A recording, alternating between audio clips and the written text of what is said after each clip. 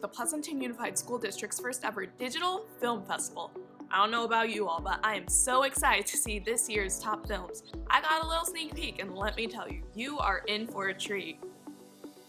Since 2015, we have invited kindergartners, seniors, and every student in between to film and submit a video that showcases their creativity and digital skills for a chance to have their creation screened to an audience. Technology has made this medium accessible, and the Film Festival has demonstrated the power of video. We're very fortunate in Pleasanton that our district supports student literacy and creativity with our WeVideo license. Since we began the Film Festival, we've hosted our events everywhere from the well-known Firehouse Art Center to the cozy Amador Library, and now, here we are with our next iteration, watching together as a community from the comfort of your own home. You could be watching on your phone, tablet, computer, or even your TV. It's amazing how technology really brings us together, especially during this time. Heads up! But enough rambling from all of us. Wouldn't you like to meet some of tonight's stars? I know I would. We interviewed a handful of students about their films, and here's what they had to say. To the people who want to submit their films next year, to get past your starting troubles, to make it with passion, go for it. Choose a topic that really interests you and you're passionate about. I've been tinkering around with 3D animation in Blender, and this film festival was a really great opportunity to practice filmmaking. I love filmmaking because it gives me the opportunity to be who I am and to share my experiences with others. You don't need a big budget to do CGI or to have fancy editing tricks. Because once you found the idea you're passionate about, it can seem like there's a huge task in front of you. If you want to have something in your film or you want to make a beautiful film, nothing is stopping you but your imagination and the amount of time you want to put into it. Even if you only did it for fun because your French teacher told you about it a week before the deadline, have fun with it. But once you break it up into chunks, set goals, and start getting each one done over time, then filmmaking ends up being really fun. You keep wanting to do it, and you really want to spread your message and your voice. Ever since I was in 5th grade, I started making short films and daily vlogs to post on my YouTube channel, and I've fallen in love with it ever since. Even if you created a story about kitchen destruction to create a lasagna, still have fun with it. Having fun and being creative, making your film is what this is all about.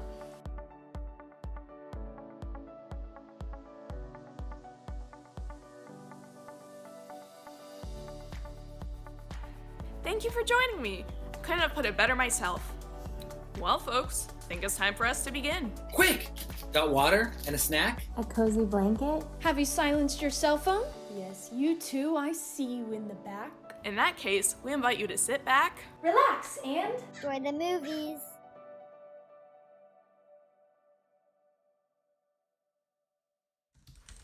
bell bottoms and puff. This is Stovetop Bioscope. Over. Yes, the primetime premiere is officially go. What's that? You have intel on the first 3 films we're showing? Like Tahoe vlog. Oh, fun. Okay. A 3D animation. About a robot? Oh, that's gonna be awesome. I wonder how long that took. No way. A new original song by a famous singer? Wait, let me guess. Taylor Swift. No. Beyonce? Lady Gaga? Jodie Clark? You got Lauren Marie? Oh my god, even better! Ugh. I can't wait.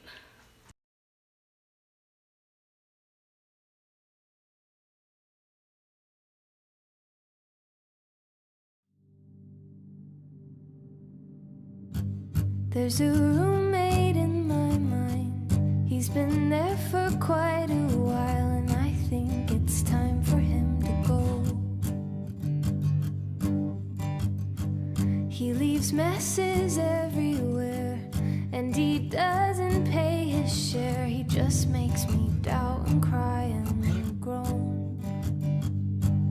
So no more will I let the fear surround me like it has before. The fight is long, but I know hope endures. It's been so hard to carry on when most of what I've known is gone, but some things never change and love is one. Yes, love is one.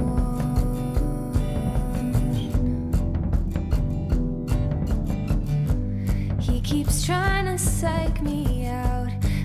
He can't guilt trip me now. I know I'm covered in the end.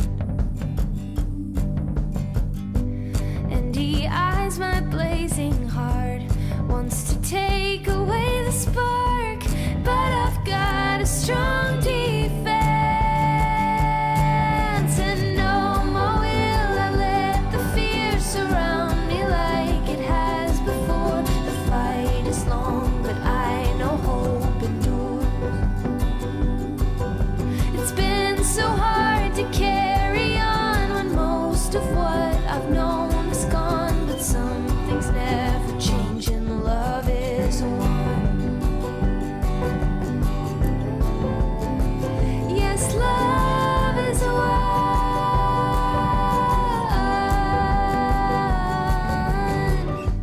I no longer sympathize. I'm not listening to the lies. Gonna close those devil's eyes. I'm gonna make the darkness wanna run, 'cause he has no place here in the sun, and he won't know just who has won. I no longer sympathize.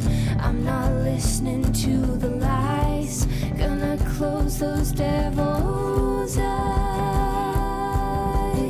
I'm gonna make the darkness wanna run, 'cause he has no place here in the sun, and he will know just who has won.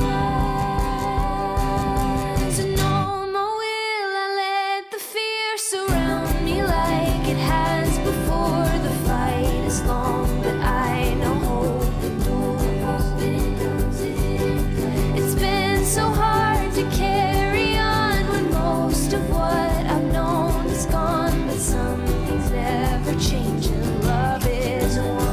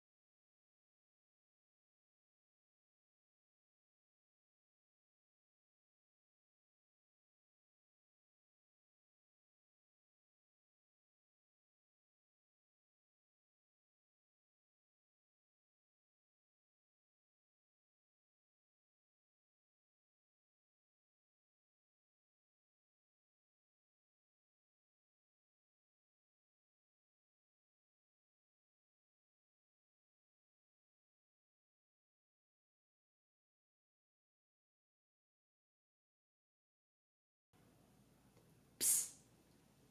Between you and me, our next 3 short films will be an awesome rap about compassion, yummy cake, and... Shh! I'm trying to watch a film! About film festivals! Our 3rd film.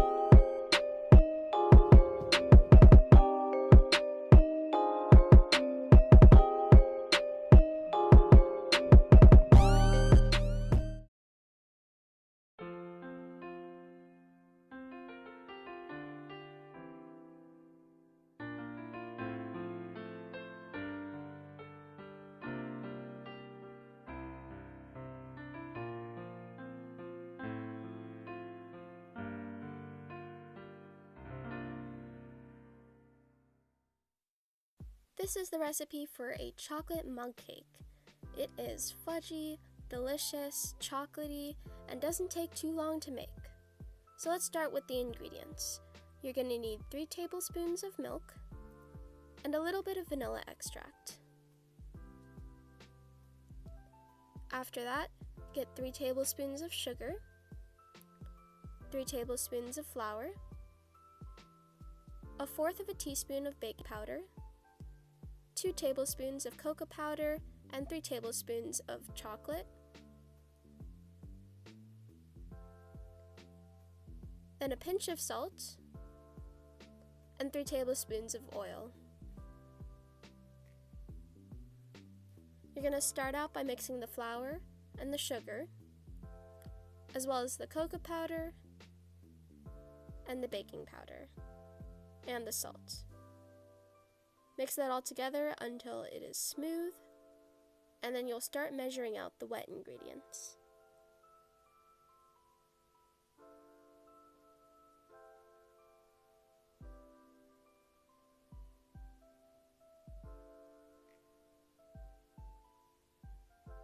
Altogether, that should be the oil, the milk, and the vanilla. You're going to take that and you're going to mix it with the dry ingredients from earlier. If you want, you can measure these all in the cup as well. From there, stir until the batter is nice and smooth, something like this, and you're going to start adding in your chocolate. You can use the chocolate chips you have at home, but I like using these chocolate chunks because they melt really nicely. So add those into the batter, and after mixing that, you can pop that into the microwave. It'll go for around 90 seconds, but you can add it for a little more time if it needs it. From there, take it out and let it sit for a couple minutes. You can use that time to grab some ice cream if you want, and then you can enjoy your delicious chocolate mug cake. I hope you guys enjoyed this recipe and try it yourself sometime.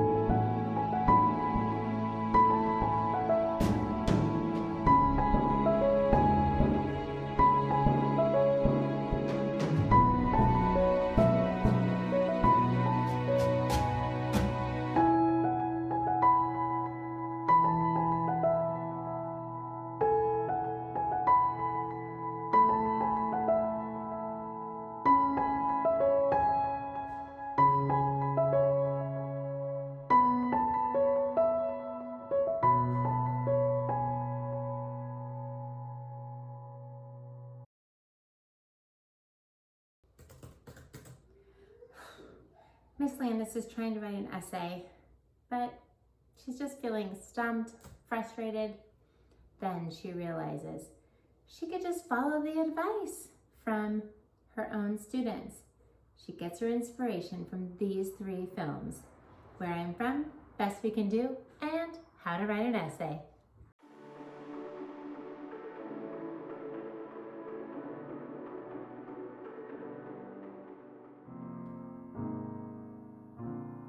I am from piano keys, from endless library book receipts and a radio alarm clock, from the tangy, buttery scent of my dad's lemon bars, fresh out of the oven. I'm from Papua's orange tree and rosemary, pecan or key lime pie.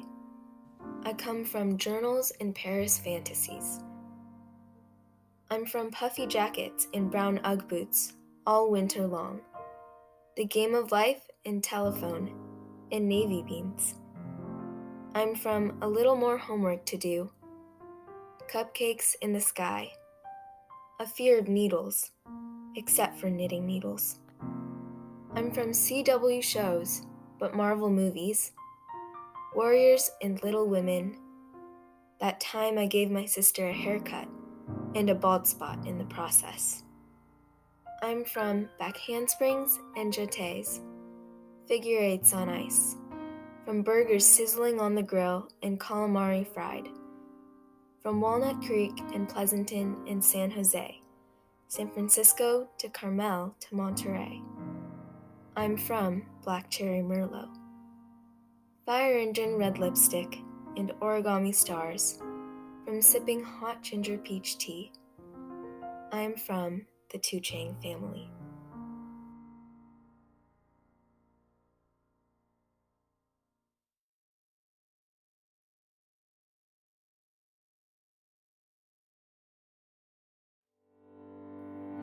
Sometimes, the most cost and time efficient way isn't necessarily the most moral or beneficial for the ecosystem.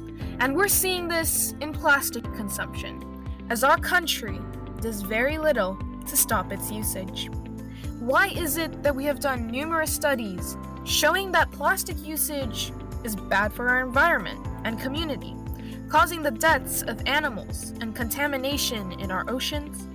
And yet, we turn our heads away as if we know nothing about it. From a young age, I've grown up to the terms reduce, reuse, and recycle. In preschool, my teachers would sing to us songs that would grind these words into our minds. And yet, most of us don't even follow them. In school, I walk from class to class trying not to look down because I'm done with finding tens of hundreds of chip wrappers and soda bottles that never found their way into the recycle bin. As I walk down the streets for a break after school, all I want is some peace of mind, but instead, I find plastic bottles and bags beneath fences. Our human society has come to believe that problems like plastic pollution are too overwhelming. And yes, to some extent, that is true. However, if no one begins, there may be no end to this dire problem. According to the EPA, the average person in the US produces about 4.51 pounds of trash per day, of which 13.2% is plastic, meaning 0.595 pounds or 9.52 ounces of plastic waste per day, which adds up to 217.29 pounds of plastic waste per year. These averages are greater than almost every single country, including the most populous, like China and India. And this is my concern. It makes no sense to say that the United States is one of the world's most advanced countries, and yet we don't manage our plastic waste. Something has to change. Issuing laws, not recommendations, about limiting single-use plastics and the replacement of plastic with more environmentally friendly materials like cloth would be beneficial to nature. Mr. President, if big companies like Walmart, Coca-Cola, and PepsiCo decreased their plastic usage, plastic pollution in this country would decrease considerably. I urge our community and this country's leaders to pay attention to not just the health of fellow citizens, but also the health of our country and our Mother Earth.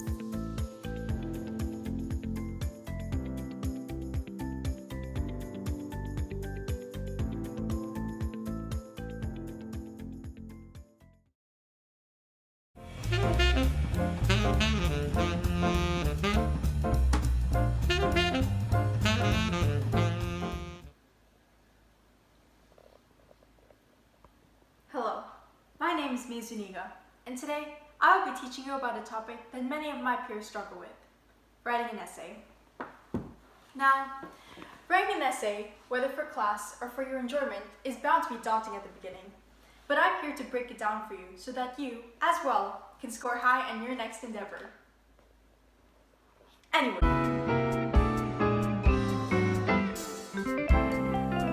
Brainstorming is an important part of the process. This is where you begin to develop and conceive of your ideas. locked into your head, no matter how silly it may seem. You never know what you'll use later on.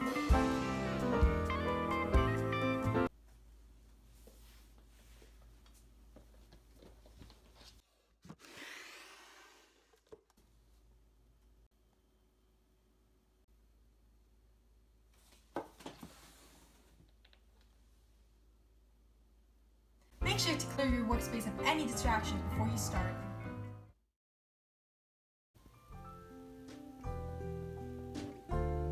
And now, take some time off to think.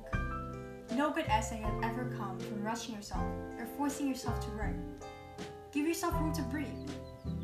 Take some time to do the things you really enjoy, like cooking yourself a treat or hanging out with friends. Make sure you enjoy what you're doing before you force yourself to do the things you don't.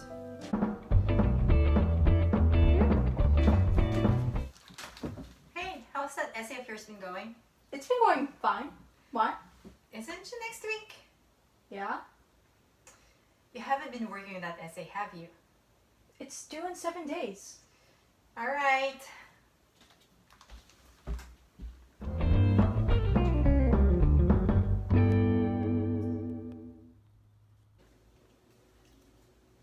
So, how's your... Working on it.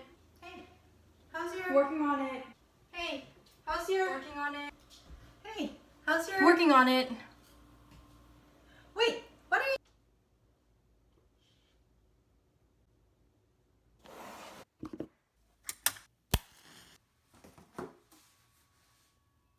Spirits, I'm contacting you. I need your help on my essay. Why isn't it freaking working?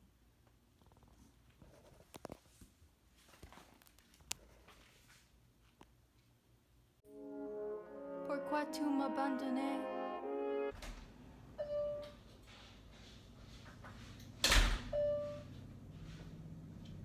Hey, what are those things for? What have you been up to?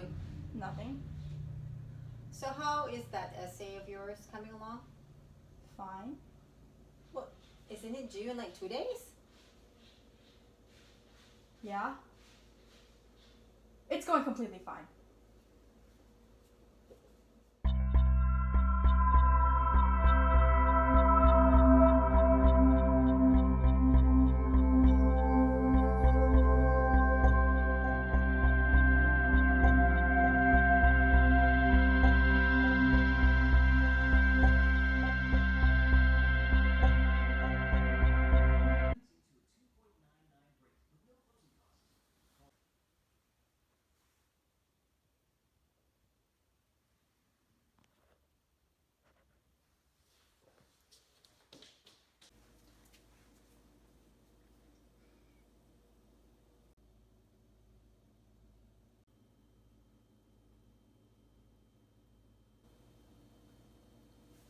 Hi, so today I'm going to be teaching you how to make coffee for an all-nighter. You're going to need...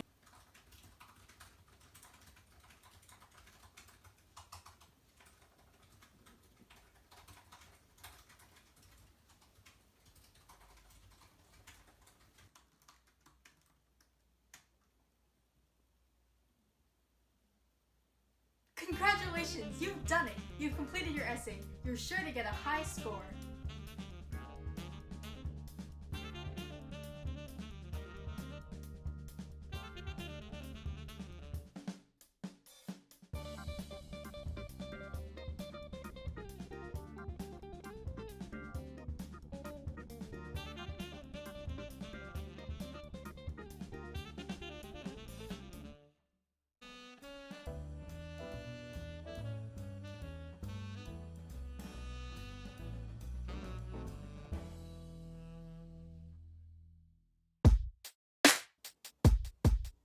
My name is Sophie. Heard out on the streets, I won a trophy for my fresh beats. The next 4 films will delight and entertain. The first about monsters, then ice cream, insane. The one about turtles that are green, orange. A rap about history. Word.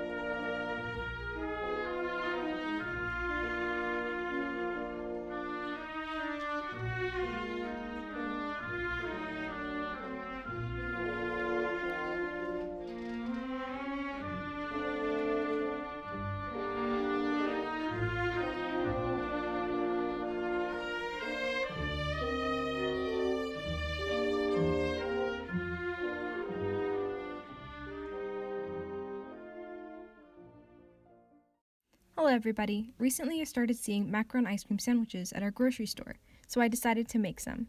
In this video, I will teach you some techniques and things to avoid while making macarons, and how to assemble the ice cream sandwich. Macaron cookies' wet ingredients consist of mainly whipped egg whites, a meringue essentially. In order to make this, you'll want to properly separate the egg whites from the yolks. Any sort of fat, from the yolk or otherwise, will cause them not to whip properly. So as you saw in the previous clip, the first egg I cracked, I broke the yolk, so you want to be careful as to not do this either, which is why I used my hands to separate the yolks from the whites. So before I added the egg whites to the mixer, I added a little bit of salt. So this is a stabilizer, and it stabilizes the egg whites. Then you want to add your sugar in small increments so that you don't deflate your meringue. You're also going to want to whip your meringue until you've got stiff peaks. Okay, moving on to dry ingredients. So the base of the dry ingredients is powdered sugar and almond meal or flour. But I couldn't find almond flour anywhere, so I bought a lot of almonds and ground them in my food processor and then passed them to a sifter. So this took about 2 hours, and it just save yourself the time and buy some ready-made almond flour.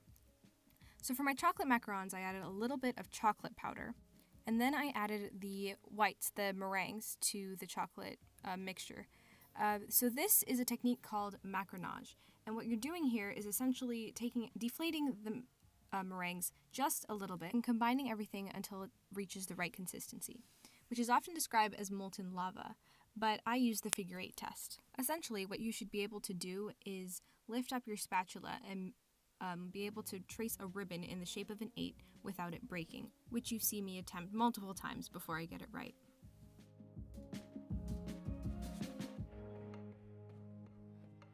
So here I'm attempting to make the figure 8 and it didn't work, and then now I attempt it in this clip and you can see that I make the figure 8 and it doesn't break. So afterwards you want to put this in a piping bag. I fit it with a number 12 tip, but as long as there's a hole big enough, you should be fine. Then I piped it out on a prepared baking sheet. After this, I dropped the baking sheet or tapped out all the air bubbles. Doing this would ensure a nice smooth top. Then I let it rest for about 20 minutes until I could rub my finger across it. So it forms a nice film over the top, which helps with rising. So in this clip, I did the same techniques, everything that I did in the clip before, but because I added my food coloring, lemon zest, and vanilla essence after I mixed the two wet ingredients and the dry ingredients together, I overmixed the batter, resulting in the macaron that you see on the screen. Not appealing. I piped out the rest of the macarons. I tapped those on the counter, and then I let those rest. With my birthday cake macarons, I did the same thing. I didn't add anything. Okay, so next is the ice cream. With containers that were cardboard, I could easily cut a disc of ice cream out. But for the other flavors, I had to scoop some out and mash it until it was malleable. I tried to work fast so that the ice cream didn't melt, and once it was in a circular shape, I put it back into the freezer for 10 to 15 minutes to solidify again. An offset spatula really helped during this process. For assembly, I took a macaron and placed it on top of the ice cream disc. Then I cut out the shape of the macaron, and I moved the ice cream pieces towards the side.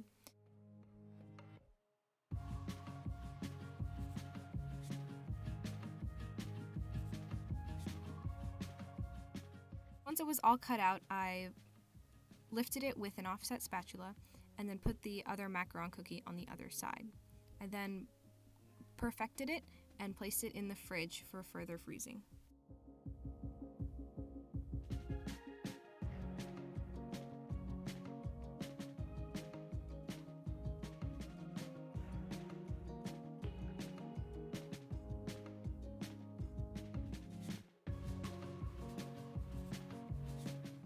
I did the same with my chocolate macaron and my lemon one.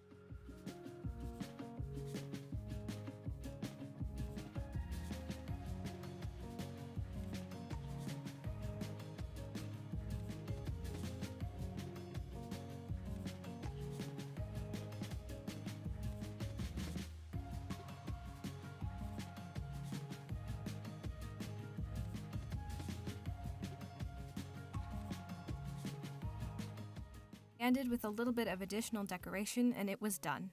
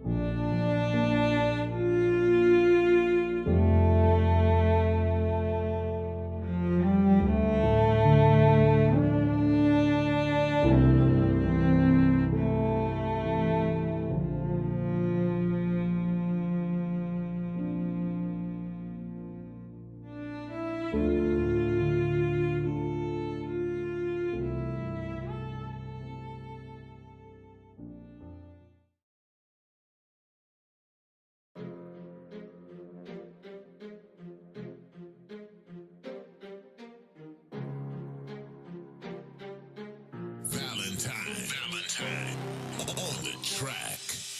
Jacques is back on the attack to give one good whack and knock you off your horse's back. But Major, generally speaking, you've never been in a battle because you were riding while I was fighting the British on my saddle. You almost lost to Aaron Burr till your enemy took your side and he became your VP, which caused a pretty big divide. So if you're split about facing me, that fear is justified because this will be like my election. I'll win by a landslide. Let me be blunt and say that I don't hate all Indians. I love my whole family, including my 2 native sons. And I gave my fam my whole estate, not one single regret.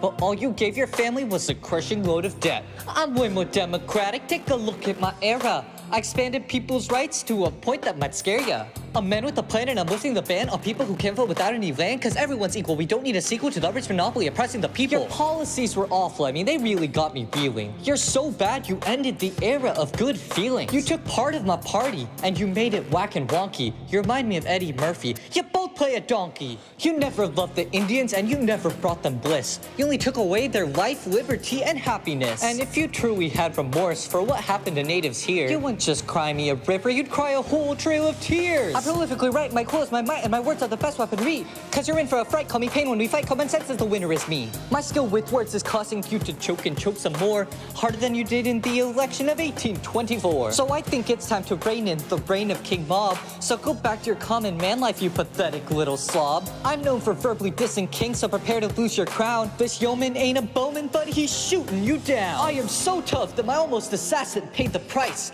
I canned him down after his guns misfired twice. You claim you're shooting me down, but like him you fired blanks. Like you failed taking down the whiskey tax at National Bank. You say things you don't mean, you're simply a liar. You oppose slavery in public, but you've got a slave desire. And I'm sure that Sally Hemings and her 6 slave children mourn that you're a worse father than mine who died before I was born. You claim that you love France so much, but when the first blood was shed and they asked for a nation's help, you left them unread. You have no honor, Thomas, you're disgusting and greasy, whereas I'm gold in this battle, the dominant species. At least based on our currency, I'm 10 times your valuation, and at least I'm on a bill that is still in circulation. This sad hypocrite never had a chance at beating me though, cause I canceled him so much it's like I used my pocket veto. When you were running the country, people saw you as unfit. There's a reason your vice president decided to quit. It's because you're not sharp, that's why he was upset. You're like the blunt knife no one wants in their kitchen cabinet. An abomination to your nation, just like your tariff was. Voters have no patience, frustration over everything Jackson does. And nullification, liquidation, for it soon becomes secession. With inflation and degradation, caused an economic recession. Your common man ideology caused complications. I mean, you had to run away from your own inauguration. And you run away when things get tough, just like you're prone to doing.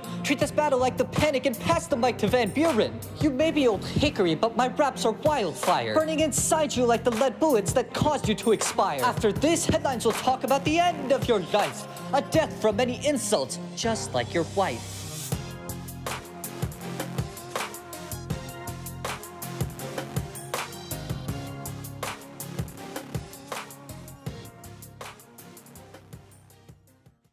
Gavin, hey, what are you doing in there, buddy? You're gonna miss our next 4 films. We have an animation about making lasagna, a PSA about being a teenager, an original song, and something special. Were you just in Hawaii?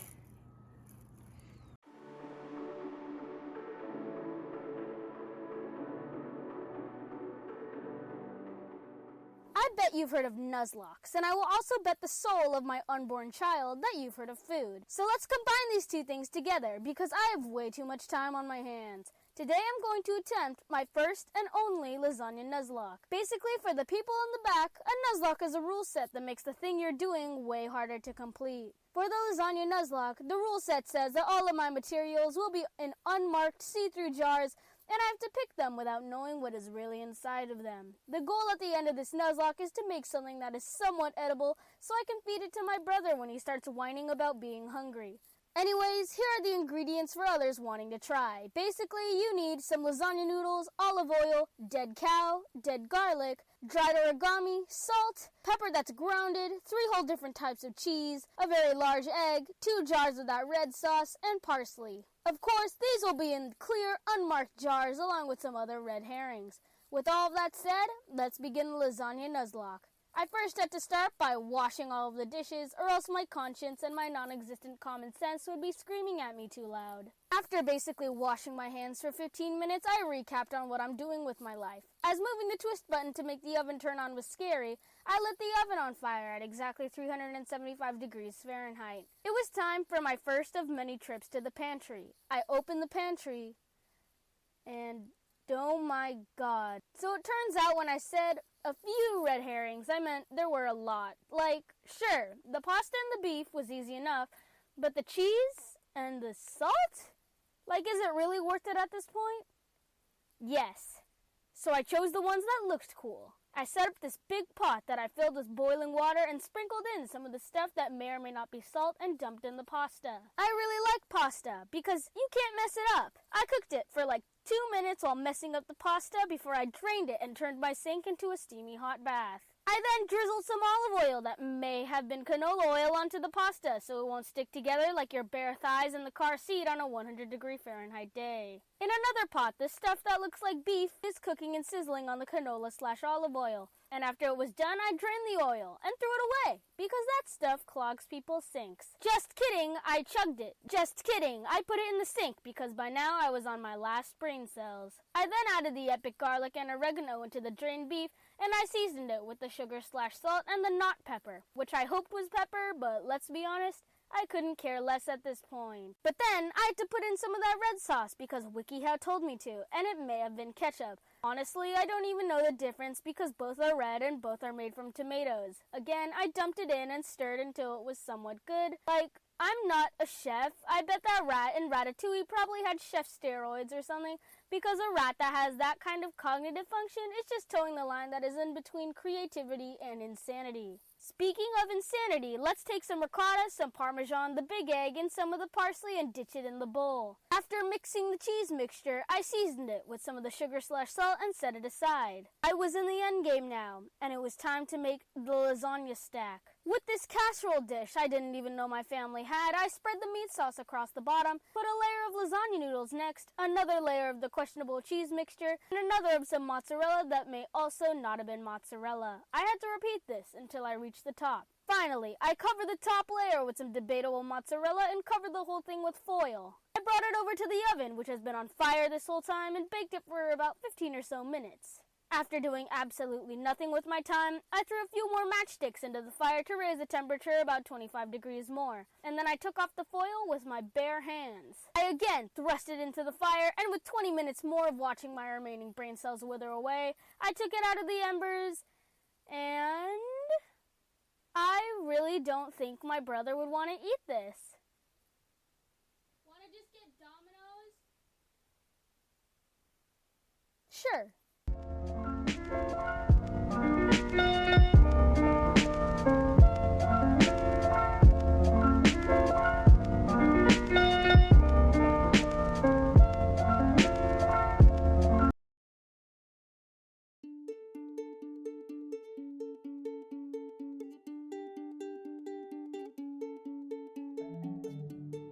You don't have to be the cool boy that really charms me. You don't have to be the boy who travels across the sea. You don't have to be the experienced guy who knows everything. And you don't have to be so perfect to be with me. I just want somebody who can hold me tight. I just want somebody who respects my rights. No matter your social standing or your looks, I just want somebody who loves me for me.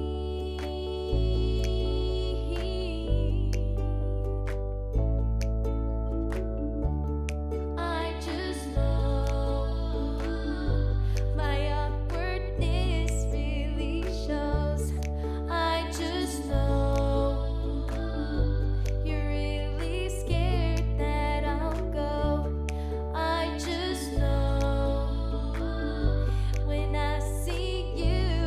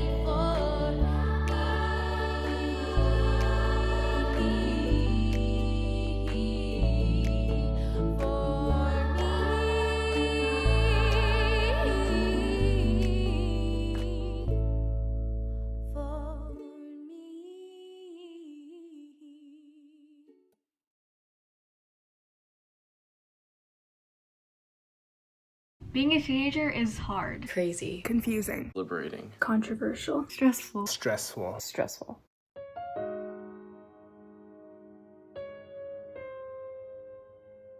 You wait to be a teenager for years, but the time flies by fast. These years don't last forever. If you don't stop and take a look around, you might miss it. These are the best years of your life, and you need to take a second to breathe. Once you leave high school, you become an adult. You have to start your life, and you have to figure out what you want to do. But your teenage years can't be wasted with all of the stress and anxiety. This chapter of your life does not need to be spent worrying about others and what they think. Don't waste your time trying to figure out who you are or who you need to be. People will tell you that you aren't doing enough and need to take a bigger step, but it's okay to take the time that you need. Most teenagers deal with mental health issues due to the stress of high school, family, friends, and even feeling like they aren't enough. This should not be the reason that we feel like we are being set back, the reason that we don't know who we are, the reason that we feel lost. We all need to take a minute to center ourselves and to understand there will be ups and downs. There will be times you don't feel like yourself and times that you feel out of place. But we need to understand that these few years of our lives should be spent like they are our last days. Go out and be with the people who care for you.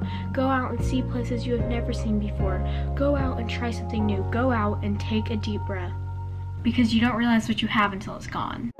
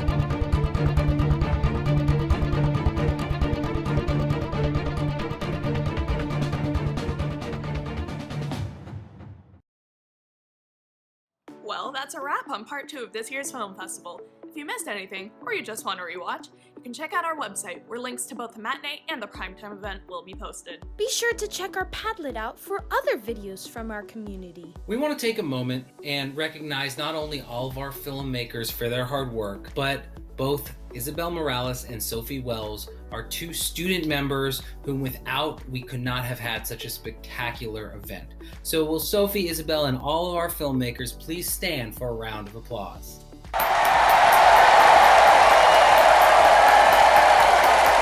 Make sure to leave some positive comments for our filmmakers in the YouTube premiere chat. We want to thank everyone who submitted and everybody who watched the premieres. We hope to see you and your film at the 2021 PUSD Film Festival.